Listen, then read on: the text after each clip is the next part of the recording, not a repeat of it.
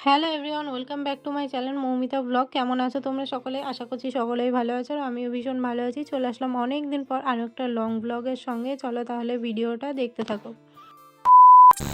আজ থেকে প্রায় ১-১.৫ মাস আগে আমরা গিয়েছিলাম দীঘাতে ঘুরতে। এটা কিন্তু তখনকারই ভিডিও। ভেবেছিলাম তোমাদের সঙ্গে খুব তাড়াতাড়ি শেয়ার করে দেবো ভিডিওটা, কিন্তু এই যে বিয়ের পর থেকে তোমাদের সঙ্গে আর কোনো লং ভিডিও শেয়ার করিনি সেরকমভাবে।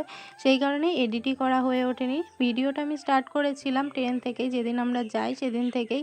আর আমাদের দীঘাতে পৌঁছাতে সেদিন অনেকটাই রাত হয়ে গিয়েছিলো। তারপরে আবার রুম খোঁজাখুঁজি করতে করতে অনেকটা ক্লান্ত লাগছিল শরীরটা, সেই কারণে আর সেদিন কোনো ভিডিও করিনি।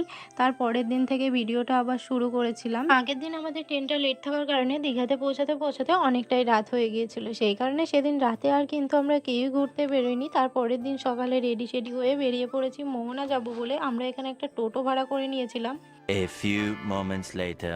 তোমাদেরকে তো বললামই আজকে আমরা বেরিয়েছিলাম মোহনা যাব বলে, কিন্তু মোহনা যাওয়ার পথেই যে এত কাছ থেকে জগন্নাথ মন্দিরের দর্শন পেয়ে যাব সেটা ভাবতেও পারিনি। আসলে কি বলতো, আজকে আমাদের জগন্নাথ মন্দিরে আসার কোনো প্ল্যানই ছিল না। আজকে আমাদের প্ল্যান ছিল আমরা মোহনাটা ঘুরবো আর অন্যান্য যেসব জায়গা আছে সেগুলোই ঘুরবো। তার পরের দিনে কিন্তু আমাদের মন্দিরে আসার কথা ছিল, কিন্তু মন্দিরে আসার আগেই জগন্নাথ মন্দিরের দর্শন আগেই আমরা পেয়ে যাব সেটা কেউ ভাবতেও পারিনি। জানো তো, এর আগের বার আমি একবার দীঘাতে এসেছিলাম, এই নিয়ে আমার দুবার দীঘাতে আসা। এর আগের বার যখন এসেছিলাম তখন কিন্তু জগন্নাথ মন্দিরটা তৈরি হয়েছিল না। এখন কিন্তু দীঘার আসল সৌন্দর্যই হলো এই জগন্নাথ মন্দিরটা। এদিকে তোমাদের সঙ্গে গল্প করতে করতে আমরা পৌঁছে গিয়েছিলাম দীঘার মোহনাতে। আর মোহনাতে গিয়ে দেখি এই সময়টাতে মোহনাতে সেরকম একটা ভিড়ই ছিল না। আমরা যেহেতু অনেকটাই সকাল সকাল বেরিয়েছিলাম, সবেমাত্র গিয়ে দেখি ভিড় জমা শুরু হচ্ছে। তার আগে কিন্তু জায়গাটা বেশ ফাঁকাই ছিল। আমরা কিন্তু শুধুমাত্র 2 জন যাইনি, আমাদের গ্রুপে টোটাল আমরা 6 জন ছিলাম। 6 জন মিলেই কিন্তু আমরা দীঘাতে গিয়েছিলাম। মোহনাতে এসে দেখি অনেক সুন্দর সুন্দর সানগ্লাস বেশ কম দামের মধ্যে বিক্রি করছে। সেই কারণে আর নিজের জন্য না নিয়ে থাকতেই পারলাম না। অবশ্য আমার কাছে সেরকম কোনো সানগ্লাস ছিল না যেটা আমি ইউজ করব, তাই সেই কারণে এখান থেকে একটা নিয়ে নিলাম সানগ্লাস। গরম যতই পড়ুক না কেন এই সময় কিন্তু ওয়েদারটা বেশ সুন্দর লাগছিল দেখতে। সাথে আবার সমুদ্রের জলে কোনো রকম জোয়ারই ছিল না, এখন কিন্তু ভাটাই ছিল। এটা যেহেতু আমার আর আমার হাজব্যান্ডের ফার্স্ট ট্রিপ ছিল, সেই কারণে আমাদের দীঘাতে আসার কোনো রকম প্ল্যানই ছিল না। আমরা ভেবেছিলাম অন্য কোথাও যাব ঘুরতে, কিন্তু পরিস্থিতির কারণে আমাদেরকে দীঘাতেই আসতে হলো। জানো তো, আমি মনে করি ভগবানের ইচ্ছা ছাড়া কোনো কিছুই আমাদের জীবনে ঘটা সম্ভব নয়। যেরকম ভগবান চেয়েছে বলে এবারে আমাদেরকে দীঘাতেই আসতে হয়েছে, আমরা আমাদের ইচ্ছা মতো জায়গায় যেতে পারিনি। সেরকম একদিন ভগবান চাইলেও আমরা আমাদের ড্রিম প্লেসগুলো সবগুলোই ঘুরে দেখতে পারবো। আমি মনে করি ভগবান চাইলে একদিন সব কিছুই হবে, সাথে নিজেদেরও প্রচেষ্টা থাকতে হবে। শুধু ভগবান চাইলেও হবে না। ছাড়ো এসব কথা, না হয় বাদই দিলাম। মোহনাতে এসে প্রথমেই তো তোমাদেরকে বললাম মোহনাতে সেরকম একটা ভিড় ছিল না। সেই সুযোগে আমরা কিন্তু বেশ কয়েকটা ফটো আর ভিডিও তুলে নিয়েছিলাম, কারণ আমি জানি এরপরে ভিড় হয়ে গেলে আমার হাজবেন্ড না আমার সঙ্গে ফটো তুলবে না ভিডিও করবে। আর সমুদ্রের পাড়ে যা প্রচন্ড পরিমাণে হাওয়া দিচ্ছিল, সেই কারণে আমি আমার চুলটাও খুলতে পারিনি ভিডিও করতে গিয়ে। দেখো আমরা কিন্তু বেশ কয়েকটা ভিডিও করেছিলাম।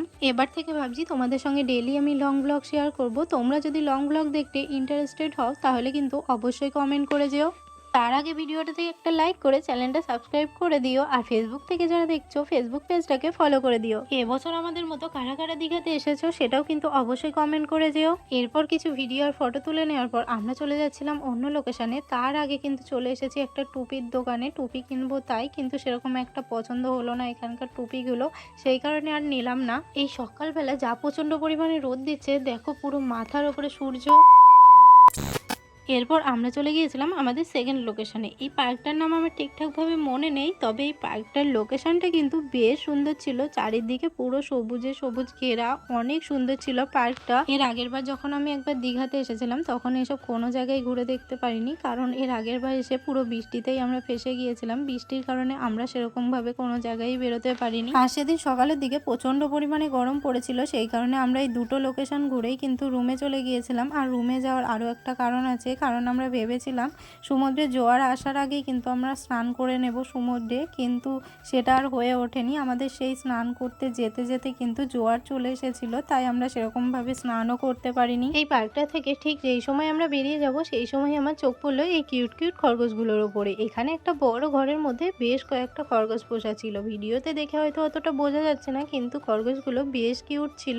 ওদেরকে একটু ঘাস খাইয়ে চলে যাচ্ছিলাম এই পার্কটা থেকে বেরিয়ে, সেই সময়ই আমার চোখ পড়লো এই কাঠগোলাপগুলোর ওপর। আচ্ছা, আমার মতো আর কাদের কাদের কাঠগোলাপ পছন্দের ফুল বলো তো? আমার না কাঠগোলাপ এতটাই ভালো লাগে যে কি বলবো তোমাদেরকে। এখানে তো একবার বলা মাত্রই তোমাদের দাদাভাই আমার জন্য কাঠগোলাপ ফুল পাড়তে লেগে গিয়েছিল।